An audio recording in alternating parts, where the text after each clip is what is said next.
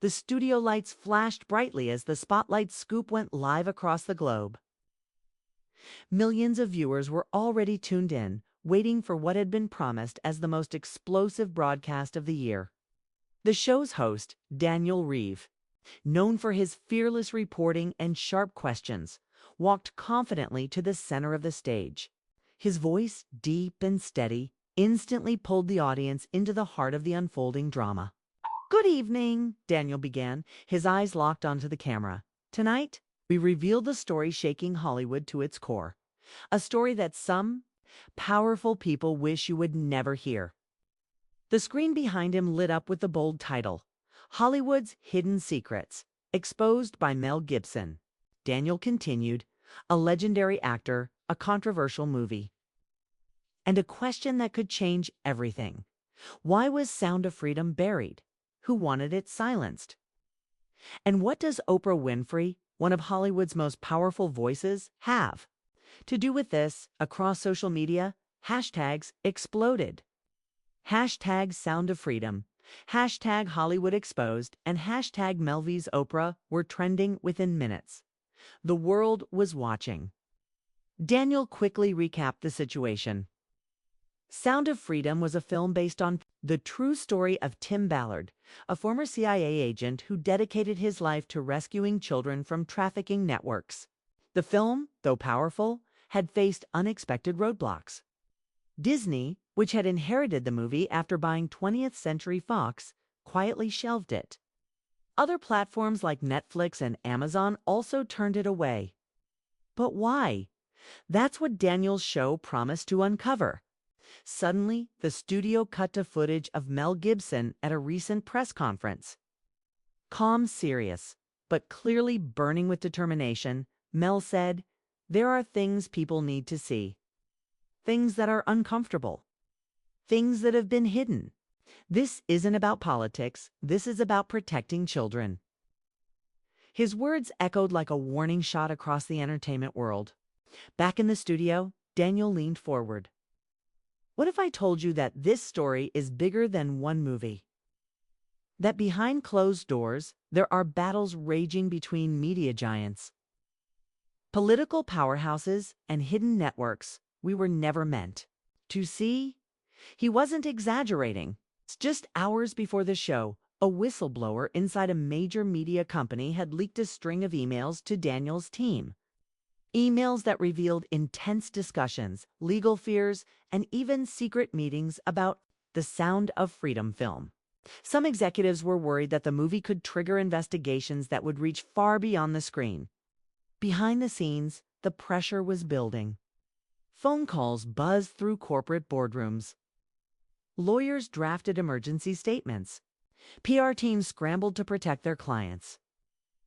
But the situation was slipping out of their control. What made everything even more dangerous was the name now dragged into the spotlight: Oprah Winfrey. Daniel turned to the audience. "Oprah has built her empire by shining a light on hard truths. But tonight, her silence is raising questions. Is she protecting the system? Or is she caught in something much bigger than any of us imagined?" Viewers were gripped. Some believed Oprah was being unfairly targeted. Others were starting to wonder if even the most trusted names in entertainment had ties to stories they never wanted told. In Washington, political advisors were watching closely. Human trafficking was not just a Hollywood topic, it was a global crisis. The U.S. State Department had been aware of certain international trafficking rings for years, but some of those files had mysteriously disappeared. Now rumors suggested that powerful people connected to politics, business, and media might be linked to efforts to suppress films like Sound of Freedom. Daniel's phone buzzed. It was a message from an anonymous source. "Careful, this isn't just about Hollywood. International eyes are watching." The warning sent a chill through him. The story wasn't just a scandal, it was becoming a global threat. Just then, Daniel announced a surprise to the viewers. "Stay with us. In less than 30 minutes, Mel Gibson himself will join us live." And he has promised to reveal what he calls the missing files, documents, and footage the public was never supposed to see. The audience erupted. In the control room, the producer whispered to Daniel through his earpiece, "We just got flagged. Legal's telling us to stop the show. They're afraid of a lawsuit." Daniel didn't flinch. He knew they were stepping into dangerous territory, but this was his job. The truth mattered. Let them try. Daniel whispered back. As the show moved to a commercial break, viewers flooded social media with guesses, accusations, and desperate curiosity. Some begged Oprah to speak. Others demanded Disney answer for their decisions. The clock was ticking. The tension was rising. Whatever Mel Gibson was about to reveal could not be undone. The world was ready for answers. But was Hollywood ready for the fallout? The studio came alive once more as the Spotlight scoop returned from its brief commercial break.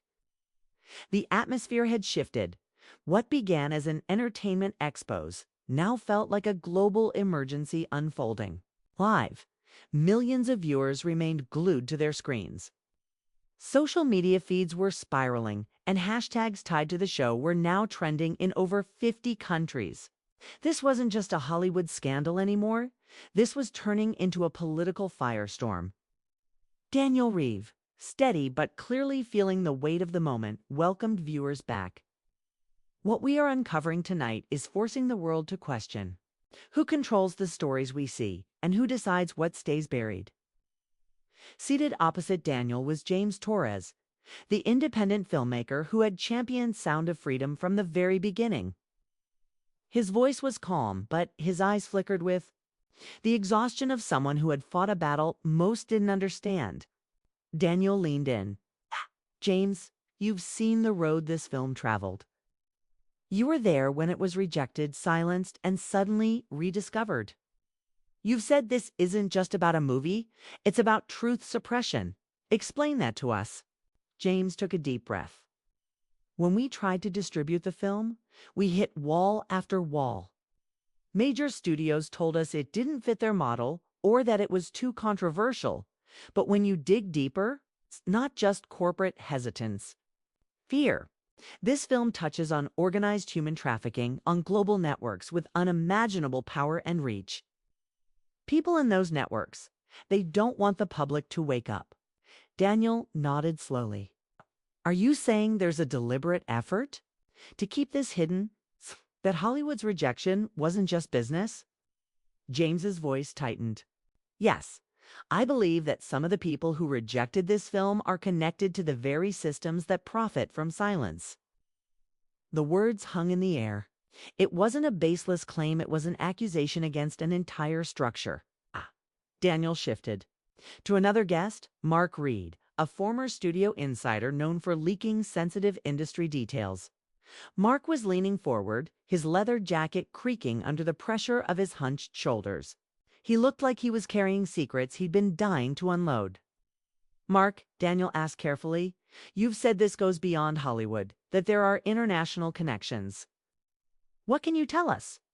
Mark didn't hesitate. "Trafficking networks this film portrays, those aren't isolated. They cross borders. There are ties to global corporations, foreign governments, and political donors." When the film was pitched to major platforms, it wasn't just rejected. It was deliberately sidelined because some of those platforms have stakeholders who might not want the full story out. The audience gasped audibly. The studio's energy turned electric, volatile. Mark continued.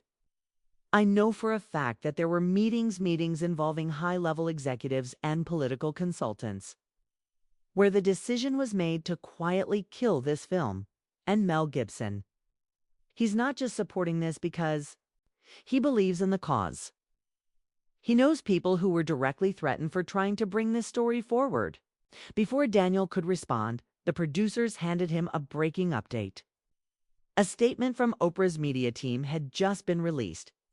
Daniel read it aloud, live on air. Oprah Winfrey categorically denies any involvement in the suppression of Sound of Freedom or any similar project. She considers accusations against her reputation to be baseless and harmful to the very causes she champions. The audience stirred. Some clapped. Others murmured in doubt. Daniel turned to Sarah Clean, the sharp investigative journalist seated to his left. Sarah had always been the voice of caution, the fact-checker among the flames. Sarah, you've looked into this independently. What's your assessment? Sarah's tone was firm but measured. It's no doubt that the film was rejected by several platforms, but we need to be careful. Some groups, including the film's supporters, have pushed conspiracy narratives that lack solid evidence. Disney and Netflix likely passed on the film due to its controversial ties not, because they're part of some trafficking conspiracy. We must separate uncomfortable truths from dangerous speculation. Mark fired back immediately. That's what they always say? Dismiss it as a conspiracy, discredit the sources, and hope people stop asking questions. Daniel intervened, balancing the debate. Mark, Sarah, we must consider both possibilities. What's undeniable is that this story is bigger than anyone thought, and now it's out in the open. As the studio lights flickered, briefly a possible technical glitch or something else, Daniel's phone buzzed again. Another encrypted message from the anonymous source known only as the handler. Stop digging, Daniel. You're entering international waters now. This is not just a Hollywood. When the cameras returned, the studio was shrouded in a tense electric silence. The stage lights dimmed, focusing on Daniel Reeve as he prepared to welcome the man at the center of the storm. Millions were watching, not just out of curiosity, but out of a growing sense that something much bigger was unfolding in real time. Ladies and gentlemen, Daniel began, his voice steady but laced with gravity. Joining us now is the man whose words have shaken Hollywood and whose courage tonight may take this conversation to a place we've never been before. Mel Gibson. The screen split as Mel appeared live from a secured, undisclosed location. His face was hardened, his beard grayer than most remembered, but his eyes burned with fierce clarity. He was not here to promote a film or defend a career. He was here for something else, something personal. Mel, Daniel greeted him. Thank you for joining us. You've made serious claims, some would say dangerous ones. Why are you doing this now? Mel leaned forward, his voice rough but certain. Because I've seen too much, Daniel. I've been inside these rooms. I've sat at the same tables with people who control the stories, who decide what the world should believe, and when I tried to walk away, they reminded me they could erase me if they wanted to. I've kept quiet for years, but after Sound of Freedom, I realized I'd be complicit if I didn't speak up. Daniel's throat tightened. What exactly are you accusing them of? Mel paused. I'm accusing them of knowingly burying the truth about global trafficking. Networks. Not just in Hollywood, not just in politics, but in international power structures. There are names, powerful names, people you've never heard of, and people you watch on TV every night.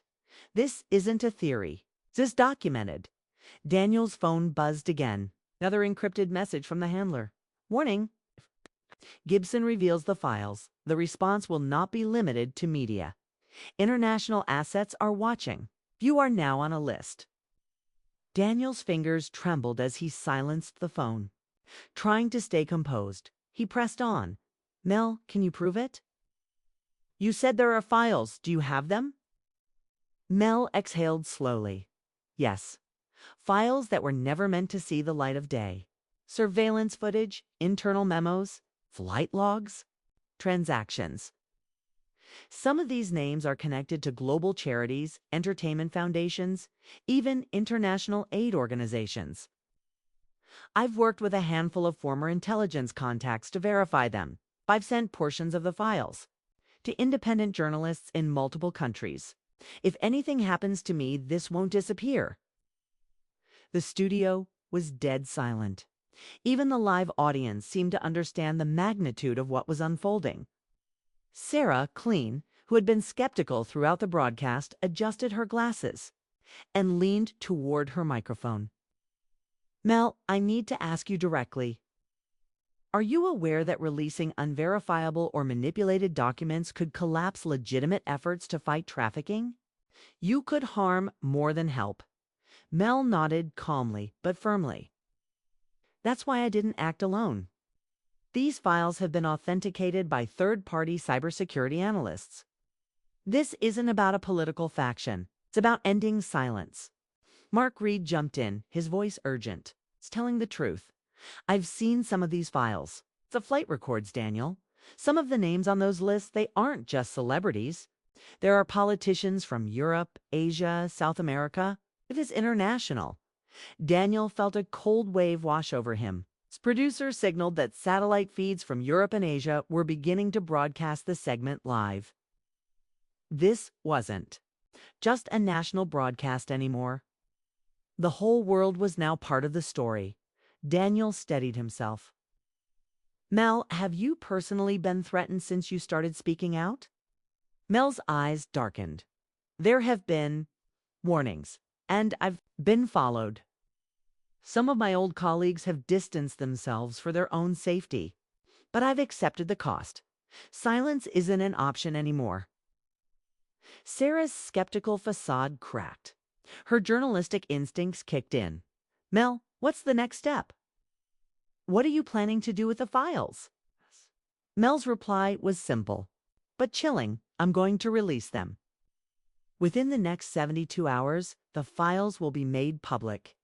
I've already shared them with international outlets, some that can't be bought, some that can't be silenced. Suddenly, the screen flickered a temporary interruption. A digital overlay briefly appeared. Signal compromised. Tempting? Reconnection. The control room scrambled. Daniel's heart raced. When the feed returned, Mel's image was gone. The connection had been severed. Daniel looked up, visibly shaken. The show was live. Millions were watching. Sarah spoke softly, almost whispering. That wasn't an accident. Mark's voice was tight. They're watching us right now. Daniel's phone buzzed once more. Final warning. This story is now beyond you. For the first time that evening, Daniel Reeve, the seasoned journalist, the unflinching host, felt the crushing weight of the forces he had just stepped into. But there was no going back now. The files existed. The clock was ticking. And the story was far from over. The next part would decide who controlled the truth. The hours following the broadcast felt like walking a tightrope over an unseen abyss. Daniel Reeve's newsroom became a fortress of whispered conversations, encrypted communications, and silent stares. Producers, journalists, and legal teams scrambled to assess the magnitude of what had just gone live. The video clip of Mel Gibson's Revelations was now viral. Global hashtags exploded. International news agencies picked up the story within minutes. European channels debated the authenticity of the files. Asian networks speculated about the geopolitical ripples. Intelligence, communities, media houses, and underground forums buzzed in panic and disbelief. Daniel sat at his desk, staring at his darkened phone screen, the words of the handler echoing in his head. Final warning. This story is now beyond you. Suddenly, a soft knock on the glass wall of his office. It was Sarah Clean, her calm, investigative poise was gone, replaced by something more urgent, something personal. Daniel, we need to talk.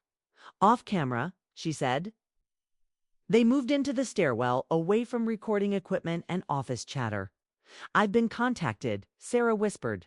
Not by corporate. By someone else. They sent me a file unencrypted. It's connected to Mel's evidence and Daniel. It's not just about Hollywood. It's about international political figures, NGOs, people in power globally. Daniel's stomach dropped. You've seen the names? She nodded. One of them is a sitting European prime minister. Another is a director at the UN. Daniel's breath tightened. You trust the source? Sarah hesitated. That's the problem. I don't know who they are. They called themselves Vanguard, just that. They knew personal details about me, about my family. They knew I was skeptical on air, okay? They said if we stopped covering this, Story: the files would be leaked without context, and the consequences would spiral out of control. They're using us. Daniel's throat went dry. So we're just pawns in this now. Not pawns, Sarah corrected. Messengers. But if we misstep, we'll be discredited before we can publish the truth. At that moment, Mark Reed burst into the stairwell, his phone in hand, pale and shaking. "They just pulled the interview," he gasped. "Our broadcast partners in Europe, BBC, ZDF, France 24th, they've wiped the segment from their archives. It's like it never aired. And Mel's gone. No trace. His satellite contact dead. His emergency number disconnected." Sarah's eyes hardened. They're erasing him.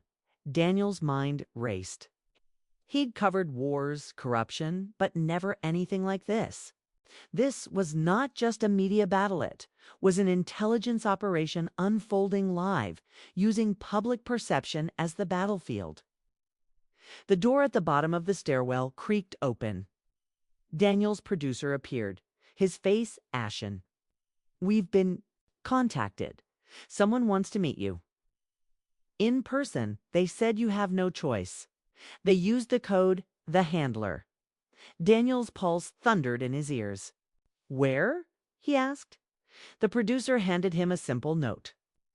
"Warehouse 19, Pier 7, midnight, come alone. Bring nothing." Sarah grabbed Daniel's arm. "You're not going alone." Mark nodded. "We're in this now, whether we want to be or not."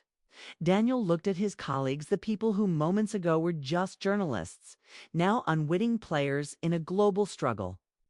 "If we go," he said quietly, "we may not come back the same. We may not come back at all."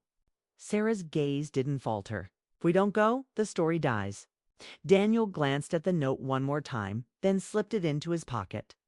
Midnight came quickly. The docks were abandoned, the air thick with salt and silence. Warehouse 19 loomed like a relic from another era. Its iron doors rusted, its windows shattered. Inside, a single overhead bulb flickered. A man in a gray coat stood waiting, his face obscured by the shadow of a baseball cap. "You came," the man said. Daniel's voice was steady. "You're the handler?" The man nodded. "You're in over your head. You weren't supposed to broadcast Mel Gibson live. You moved too fast. There are layers to this you haven't uncovered: global finance, defense contractors, elections." Daniel stepped forward. "What do you want from us?" The handler's voice dropped. "What's coming can't be stopped. But you can choose how it's told. You can help shape the narrative war. You can watch from the sidelines as others destroy it." Sarah crossed her arms. "Why us?" "Because the public trusts you for now. But make no mistake, if you betray the wrong players, you'll be buried so deep no one will remember you existed." Mark's voice shook. "Who are the wrong players?" The ride back from the docks was a blur, a mix of silence, stolen glances, and the weight of an unspoken decision. Daniel, Sarah, and Mark sat in the back of a black sedan, each one calculating the risks, the fallout. And what exposing the next layer of this story might cost them. The handler had left them with no instructions, no files, just a warning and a choice. Back at the newsroom, the office was unusually quiet. Stories like this usually triggered excitement, a newsroom-feeding frenzy. But now, the silence was suffocating, as if everyone knew the danger that hovered just beneath the surface. Daniel called a closed meeting in the studio's editing suite, locking the door behind them. "Here's the reality," Daniel began, leaning over the conference table. "We can either burn the whole system to the ground, or we can try to control the flame. The handler didn't give us evidence. We have to find it. And fast, before someone else rewrites the story." Sarah set her phone down. "I traced the source that sent me the first file. It's pinged from 2 locations, one in Geneva, the other rerouted through Istanbul. We're dealing with an international network. Possibly intelligence operatives. Possibly rogue. Mark frowned. So we can't trust anyone? Daniel shook his head. No, not even each other. From now on, we separate our channels. No more shared drives. We coordinate in person only. Sarah tapped her pen nervously. I pulled up archived. Shipping logs from the same warehouse district where we met the handler. They've had unusual activity for months, midnight deliveries, falsified cargo manifests. All connected to a shell company called Aurelius Holdings. Guess who's on the board? Mark leaned forward. Don't tell me Hollywood. Sarah nodded. Not just Hollywood. Former U.S. senators, European royalty, a UN logistics director, and she paused. Oprah Winfrey's private foundation is a silent partner. The room went cold. Mark muttered, this isn't about one movie anymore. This is about moving people, money, influence. Sarah's voice was grave. It's systemic. A global pipeline. Daniel's phone buzzed, suddenly restricted. Number.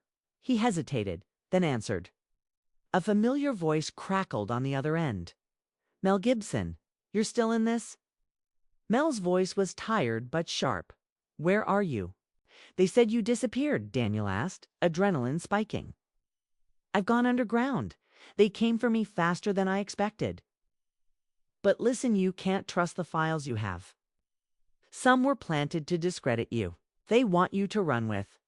Fake leads so they can destroy you publicly. You need hard evidence? I have it. You need to come to me. Daniel's heart pounded. Where Mel's voice was urgent. I'll send you coordinates. You have one window. If you miss it, the door closes. Forever. The line went dead. Sarah and Mark stared at Daniel. Was that? Sarah whispered. Mel Gibson, Daniel confirmed. He's alive. And he's about to give us the key to everything. Sarah's eyes narrowed. Or lead us into a trap. Mark exhaled heavily. We don't have time to doubt. Mel's right. The files we have could be part of a setup. They're playing a long game. If we run false evidence, we're finished. Daniel stood, resolved, tightening his voice. We go. All of us. We verify on the ground. Sarah grabbed her jacket. Then we go now. Mark loaded his laptop into a secure bag. This could end us. Daniel glanced at both of them. It could finally blow the whole machine wide open. As they boarded the next outbound flight, Daniel's mind raced. There were still unanswered questions. Who was Vanguard? Was the handler protecting them or using them? How deep was Oprah's connection? And what would the global reaction be? If this all went public, the turbulence wasn't just in the sky. It was in the heart of every decision they would make from this point forward. Because one thing was certain, the story they had started telling was now bigger than any of them. And there would be no turning back. The coordinates Mel Gibson sent led them to a remote airstrip just outside Reykjavik, Iceland. A location so cold, so barren, that it almost seemed like the perfect place to bury the world's deepest secrets. Daniel, Sarah, and Mark stepped off the small charter plane into the biting wind, their breath visible in the frozen air. A single black SUV waited for them on the icy tarmac, its headlights cutting through the morning fog. Inside, Mel Gibson sat in the back seat, older, weathered, but his eyes still burned with the sharpness of someone who had seen too much. I didn't think you'd come, Mel said, nodding as they climbed in. We don't run from the truth, Daniel replied, settling into the seat across from him. Mel handed Daniel a hard drive. This is what I risked everything for. Not just documents, videos, financial trails. Testimonies from people who were part of it. Real victims. It's all here, names, locations, dates. Sarah immediately began scanning the drive on her encrypted tablet. Her face paled as folder after folder opened, hidden bank transfers, surveillance footage of backroom deals, and what appeared to be direct communications from high-ranking officials protecting the trafficking networks. This is enough to shake the United Nations, Sarah whispered, stunned.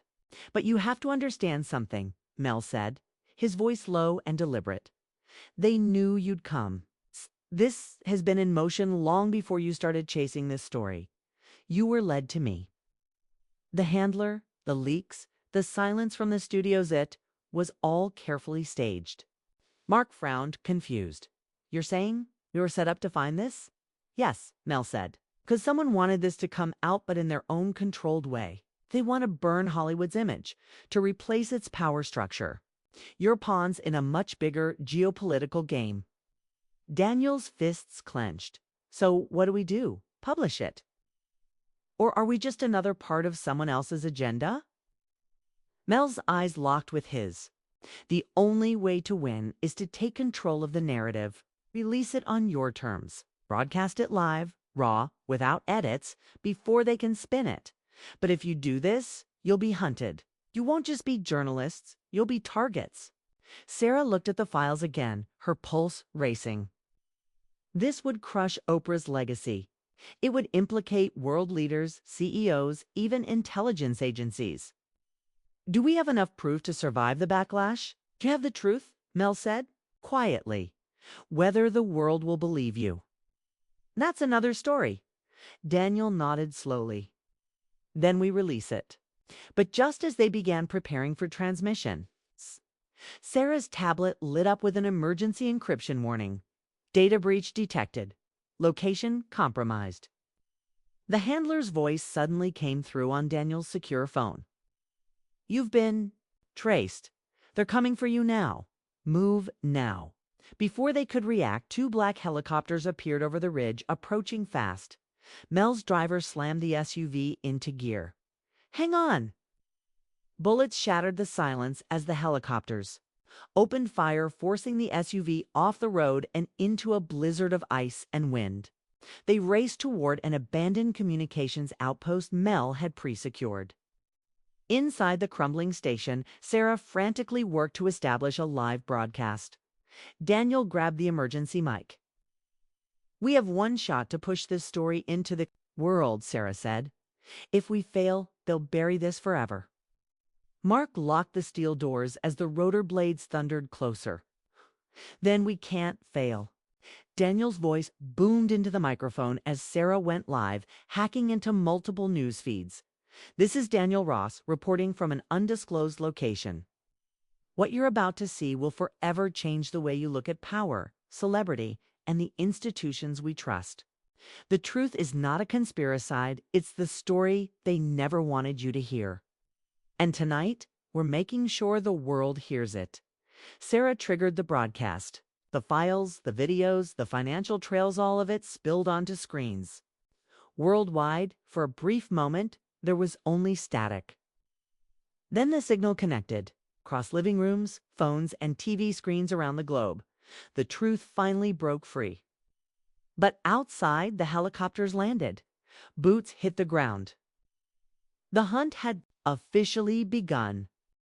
The transmission roared across global networks, hijacking major broadcasts, CNN, BBC, Al Jazeera, independent channels, and even social media streams. The video feed was raw and unpolished. The names, the faces, the financial transactions, the testimonies of survivors, it was undeniable. It was the kind of truth that couldn't be unseen. Within minutes, the world was watching. Hashtags exploded. News anchors scrambled. Phones rang in presidential offices. Hollywood executives panicked. The veil had been ripped off. Inside the crumbling Icelandic outpost, Daniel, Sarah, Mark, and Mel could hear the sharp hum of incoming drones, the crunch of boots closing in. Their time was running out. Sarah's hands shook as she worked to back up the files on multiple satellite channels to prevent takedown. "We need at least 5 more minutes to replicate the broadcast onto decentralized nodes. If they jam us now, the evidence disappears." "They won't jam it," Mel said, tightening his coat. "They'll try to kill us instead." Mark peered through the cracked window, spotting a black tactical team advancing through the snow. "They've got one objective: silence us before the world believes us." Daniel's phone buzzed a scrambled call from the handler. The voice was cold but urgent. You've gone too far. They won't just chase you. They'll erase you. There's no pulling back now. Daniel's jaw tensed. I didn't plan to pull back. The handler's voice softened slightly. There's a safe route through the north tunnel. But you'll need a diversion. Mel's eyes hardened. I'll handle that. Mel, Sarah started, but Mel cut her off. They're not looking for me anymore. I'm old news. You're the ones with the signal. Get to the tunnel. Get to the next transmission point. I'll keep them busy. Before they could stop him, Mel grabbed a flare gun and sprinted toward the front entrance. Hey, I'm here. He roared, firing the flare into the sky, drawing the tactical teams toward him. His silhouette disappeared into the blizzard as the gunfire erupted. Go! Daniel shouted, pulling Sarah and Mark toward the maintenance hatch leading to the underground tunnels. They navigated through freezing, narrow shafts lit only by emergency lights and the glow from Sarah's tablet. Above them, Mel's voice echoed briefly, then fell silent. They pushed forward, dragging backup hard drives, portable transmitters, and the weight of what they had just unleashed. Did we just start a revolution or destroy our own lives? Mark muttered. Sarah's response was sharp. Both. They emerged from the tunnels onto a snow-covered road where a black SUV sat idling, its keys taped to the steering wheel, a final gift from the handler. As they sped away toward the next signal point in Oslo, Norway, the world was already spiraling. Breaking news: allegations of global human trafficking networks Hollywood. Politicians. Tech giants named Oprah denies allegations, calls broadcast dangerous misinformation. Mel Gibson's whereabouts unknown. Interpol issues sealed warrants journalists labeled as fugitives. The world was divided. Some believed the story instantly, demanding accountability. Others dismissed it as a reckless conspiracy.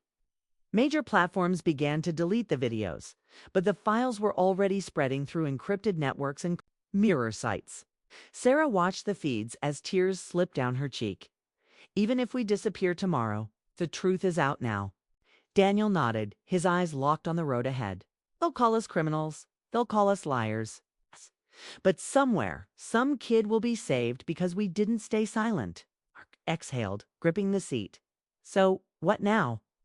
Daniel's voice was firm, resolute. We keep running. We keep broadcasting. We finish what Mel started. Behind them, the outpost vanished into a sea of snow and silence. Ahead of them, the fight for truth had only just begun.